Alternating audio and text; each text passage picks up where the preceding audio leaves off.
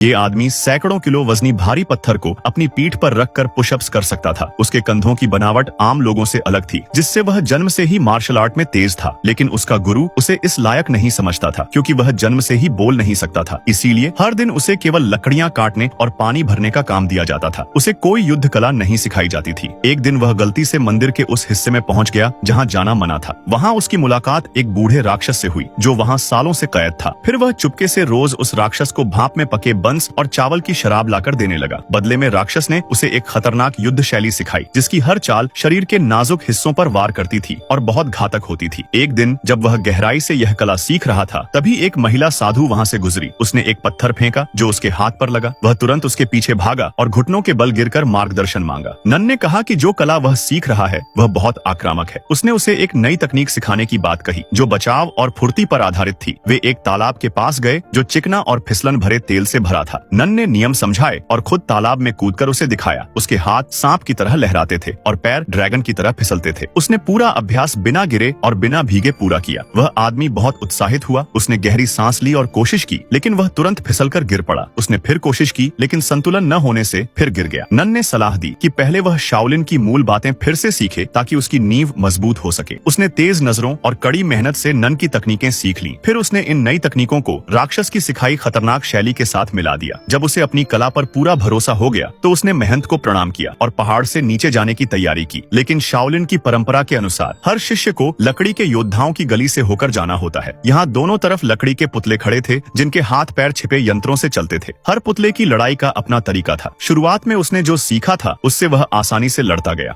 लेकिन धीरे धीरे वह थकने लगा। एक जोरदार घूंसा उसकी ओर आया, जिसे वह मुश्किल से रोक पाया। जैसे जैसे वह आगे बढ़ा, हमले और तेज होते गए। वह बार बार पीछे गिरता, लेकिन हार नहीं मानी। उसकी जिद और चोट सहने की ताकत ने उसे गली पार करने में सफल बना दिया। उसे लगा अब सब खत्म हो गया है, लेकिन तभी उसके सामने एक जलता हुआ लोहे का बहुत भारी भगोना आ गया। इसका वजन 1000 पाउंड से भी ज्यादा था। उसने ध्यान से देखा, फिर साहस के साथ आगे बढ़ा। उसने अपनी सारी ऊर्जा समेटी, हाथ फैलाए और उस तपते हुए भगोने को पकड़ लिया। उसके हाथ जलने लगे, मुंह से लार टपकने लगी, लेकिन उसने दांत भींचे और घोड़े की तरह मजबूती से खड़ा रहा। धीरे धीरे उसने वह भगोना उठाया और अपनी जगह उसके साथ बदल ली। जब उसने उसे नीचे रखा, उसके हाथ बुरी तरह जल चुके थे और इस तरह उसने हर परीक्षा पास कर ली।